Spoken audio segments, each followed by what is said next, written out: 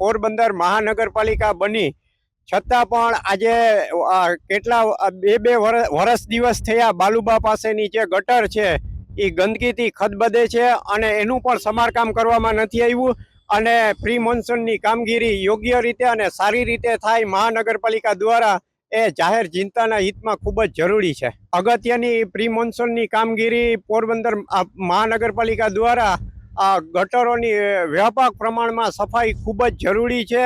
રાજીવનગરની ગયા વખતે જે હાલત થઈ હતી એ હાલત ના થાય એ પોરબંદર મહાનગરપાલિકાના અધિકારીઓએ પૂરી તકેદારી સાથે સાફ સફાઈ થાય એ ખૂબ જ જરૂરી છે. પોરબંદર સિટીમાં જે ગત વર્ષે ભારે વરસાદ પડ્યો હતો તેના કારણે જે પરિસ્થિતિ સર્જાઈ હતી તેને ધ્યાનમાં રાખીને અને તેમાંથી અનુભવ લઈને આ વર્ષે અમે પ્રી મોન્સૂનની કામગીરી વહેલી તકે હાથ ધરી છે.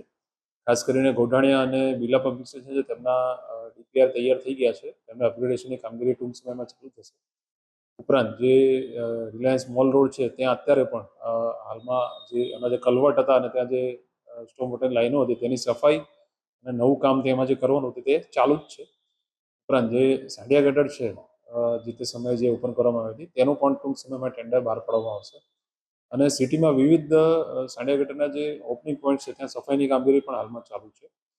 સ્ટોમ વોટર જે જૂની જે અમે યોજનામાં બનાવવામાં આવેલી હતી તેની પણ સફાઈ અત્યારે મે મહિનામાં કરવામાં આવશે.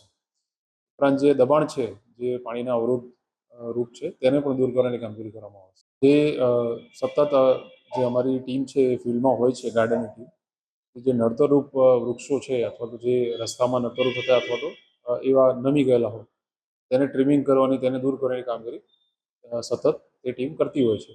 પોલ છે તેની બાબતની કામગીરી અત્યારે પીજીવીસીએલ સાથે અમે કરતા હોઈએ છીએ.